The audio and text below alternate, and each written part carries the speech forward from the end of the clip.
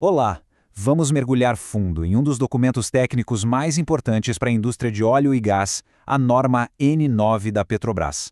A gente vai decodificar passo a passo como funciona esse procedimento de tratamento de superfícies de aço, que é, no fim das contas, o que garante a vida longa e a segurança de instalações super importantes.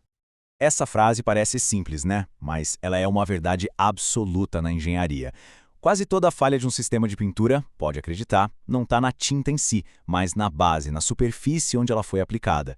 É tudo uma questão de aderência, durabilidade, resistência, e tudo isso depende de uma preparação, olha, impecável. E é exatamente aí que a coisa fica séria. Não tem espaço para achismo, para eu acho que tá bom. A indústria precisa de um método que seja verificável, que possa ser repetido da mesma forma sempre e que garanta a qualidade. A resposta para isso é um procedimento super detalhado e rigoroso, a norma N9. Então, o nosso roteiro aqui vai seguir a lógica do processo, bem direto ao ponto. Primeiro a gente entende o que é o padrão, depois vamos passar por cada fase. A preparação antes de começar o trabalho, os métodos de execução, como é que se chega no grau de limpeza certo, a inspeção depois do tratamento e, por fim, como se garante a qualidade final. Vamos lá! Bom, para começar, vamos entender o escopo e a finalidade desse padrão.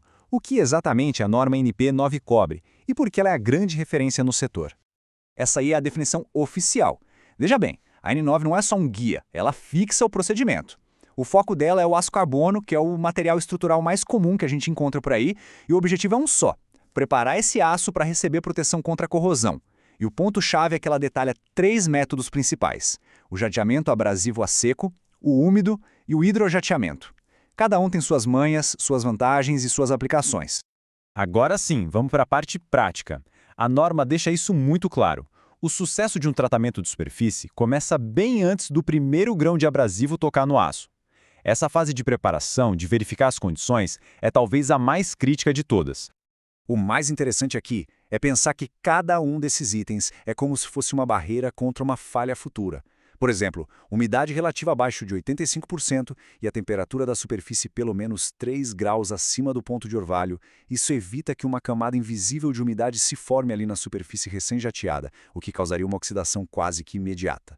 O ar comprimido tem que estar limpinho, sem óleo e sem água, senão esses contaminantes vão ser pulverizados direto na superfície e aí, adeus aderência da tinta. E no hidrojateamento, a condutividade da água é limitada para não deixar um monte de sal na superfície que a gente acabou de limpar. Cada ponto desses é um requisito técnico que não dá para negociar. E esse mesmo rigor vale para o material abrasivo. Pensa bem, se o abrasivo estiver contaminado com sal, óleo ou qualquer outra coisa, ele não está limpando a superfície. Ele está, na verdade, contaminando.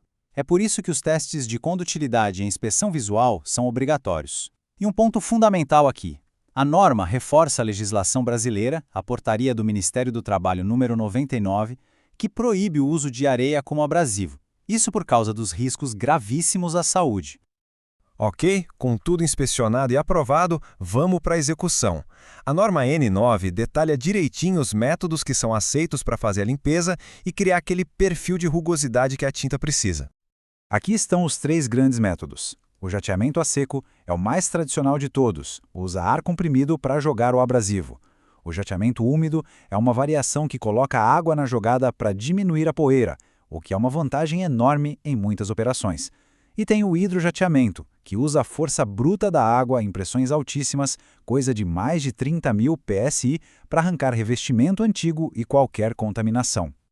E aqui atenção, porque esse é um dos pontos técnicos mais importantes da norma.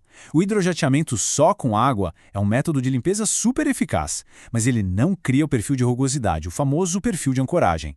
Imagina uma superfície microscópica cheia de picos e vales. É disso que a tinta precisa para se agarrar mecanicamente. Para criar esse perfil usando água, a gente precisa adicionar abrasivos no processo. Simples assim. Beleza, executar o método é só uma parte do trabalho. O objetivo final mesmo é atingir um padrão de limpeza que seja específico, que seja visual e que esteja documentado. Não basta só limpar, tem que limpar até o grau exato que foi especificado para o sistema de pintura. No caso do jateamento a seco, os padrões mais comuns são o SA2 e o SA2,5. Um inspetor treinado sabe a diferença na hora. O SA2, conhecido como o comercial, até permite que alguns resíduos bem grudadinhos fiquem por lá, o que dá uma aparência mais acinzentada. Agora o SA2,5, o metal quase branco, é muito mais rigoroso. A superfície tem que estar quase toda limpa e qualquer resíduo só pode aparecer como uma sombra, uma manchinha bem leve. A escolha entre um e outro vai depender do ambiente, se é muito agressivo ou não, e do desempenho que se espera do revestimento. Para os métodos úmidos, a lógica é parecida, só muda o nome. A gente tem os graus WAB para o jateamento úmido com abrasivo e WJ para o hidrojateamento. O interessante aqui é que a coisa é quantificada. O grau comercial, WAB3 ou WJ3, permite que até 1/3 da superfície tenha manchas de resíduos antigos. Já o grau quase branco, WAB2 ou WJ2, aperta o cerco. O manchamento é restrito a no máximo 5% de cada área de inspeção. Essa diferença, de 33% para 5%, representa um salto gigantesco em limpeza e, claro, no custo e na performance final do sistema. Ok, o trabalho foi feito. O grau de limpeza, em teoria, foi atingido. Agora vem a fase final antes da pintura, a verificação. É hora de inspecionar e confirmar que todos os critérios de aceitação foram de fato atendidos.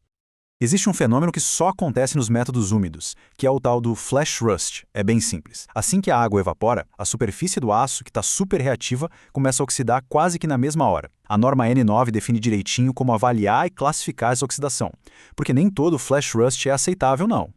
A norma descreve 3 níveis, e a diferença é até tátil.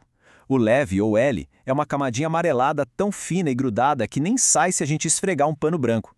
O moderado, M, já deixa a superfície meio opaca e solta um pozinho de óxido. E o severo, H, é aquela camada solta que parece um pó mesmo e que suja o pano para valer. E aqui vem a regra de ouro sem meio termo. Somente o flash rust de grau leve é permitido. Se a oxidação chegar no nível moderado ou severo, a superfície está reprovada. Tem que tratar de novo, não tem conversa nesse ponto. E além do flash rust, a inspeção final vai atrás de outros contaminantes que a gente nem vê. Tem o teste de pó, que usa uma fita adesiva especial para ver se tem partícula solta, o perfil de rugosidade é medido para ter certeza de que está na faixa certa para a tinta que vai ser usada, e um ponto super crítico, mede-se a concentração de sais solúveis, como cloretos, que são uns vilões que podem causar bolhas e até o desplacamento da pintura por um efeito chamado osmose. E esse número aqui, ele mostra perfeitamente o nível de rigor da norma. Para serviços de imersão, ou seja, que ficam debaixo d'água, ou para dutos enterrados, o limite máximo de sais solúveis é de apenas 2 microgramas por centímetro quadrado. É uma quantidade minúscula, impossível de ver a olho nu, mas que pode decidir entre o sucesso e o fracasso de um revestimento que precisa durar décadas debaixo da água ou da terra. Seguindo cada um desses passos, desde as condições do tempo até a medição de sais, a norma N9 tem um único objetivo: garantir a maior performance e a maior durabilidade possível do revestimento. Se a gente pudesse resumir toda essa análise técnica, seria com essa ideia. Cada verificação, cada limite, cada padrão visual, nada disso é burocracia, é a construção da fundação. E uma fundação mal feita compromete toda a estrutura que vem por cima, não importa o quão boa ou cara seja a tinta que vai ser aplicada. E para fechar, fica essa reflexão. Ignorar a medição do ponto de orvalho, usar um abrasivo de qualidade duvidosa ou aceitar um flash rust moderado, o que parece um pequeno desvio no momento, pode ser a origem de uma falha catastrófica anos depois. A norma N9 existe justamente para isso, para transformar a proteção anticorrosiva de uma arte, de um jeitinho, para uma ciência exata.